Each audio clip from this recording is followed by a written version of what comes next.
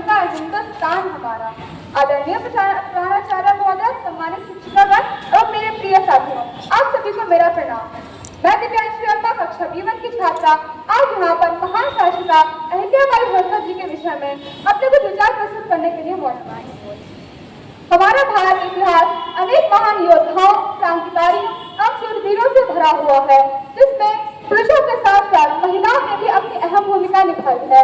इसमें से ही एक प्रमुख महान वीरांगना अहिल्याबाई होलकर जी थी। ये हमारे युवा और युवतियों के लिए प्रेरणा स्रोत है। इन्होंने अपना महान योगदान दिया था। इस ऐसी महान वीरांगना का जन्म 31 मई 1725 ईस्वी को हुआ था। इनका विवाह वंशीय राज्य के संस्थापक मल्हारराव होलकर के पुत्र खंडेराव होलकर के साथ हुआ था। मल्हारराव होलकर के बाद मालवा की रानी अहिल्याबाई होलकर जी बनी। इन्होंने अपना संपूर्ण जीवन जनता के प्रति समर्पित कर दिया था। इन्होंने महिलाओं के लिए, उनकी शिक्षा के लिए अनेक महत्वपूर्ण कार्य किए। इनके सम्मान के लिए भारत सरकार द्वारा 25 अगस्त 1996 से एक डाक टिकट जारी किया गया। इनके नाम से कई पुरस्कार भी शुरू किए गए। ऐसी महान वीरांगना की मृत्यु 17 मई 1795 ईस्वी को हो गई थी। ये हमारे युवा और युवतियों के लिए सदैव प्रेरणा स्रोत रहेंगी। अंत में मैं कुछ पंक्तियों के माध्यम से अपनी वाणी को विराम देना चाहूँगी।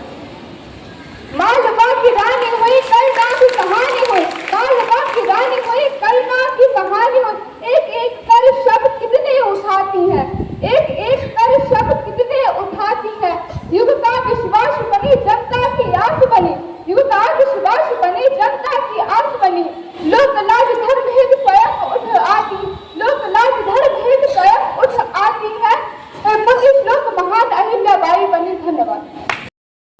शिक्षक महोदय, इस देश के कर्णधार सभी साथियों, आज मैं आप सबके समक्ष एक ऐसी महान नारी के कार्यों और उनके जीवन पर प्रकाश डालने के लिए खड़ी हुई हूँ, जिन्होंने न केवल राज्य का कुशलतापूर्वक संचालन किया, बल्कि अपनी प्रजा के कल्याण के लिए अपना संपूर्ण जीवन समर्पित कर दिया।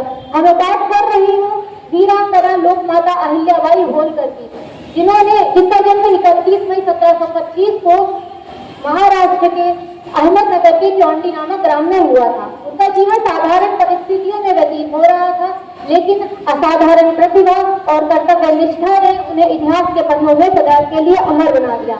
इनका विवाह इंदौर के राजकुमार खंडेराव के साथ हुआ था। इनका जीवन सुखपूर्वक व्यतीत हो ही रहा था कि समय का पहिया कब आकर थम जाए कोई नहीं जानता। दुर्भाग्यवश इनके पति एक युद्ध में वीर गति को प्राप्त हो गए।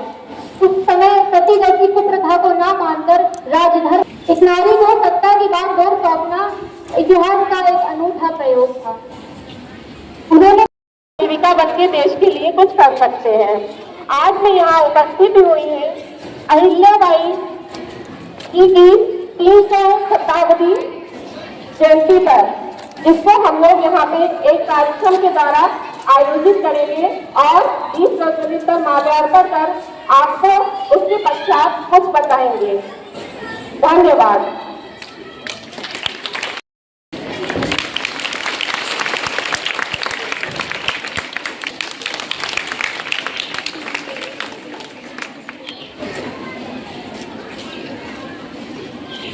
एक पुत्र और एक पुत्री, वो दोनों ही बच्चों से भी बहुत प्रेम करती थी, साथ में वो अपने ससुराल वालों से भी बहुत प्रेम करती थी।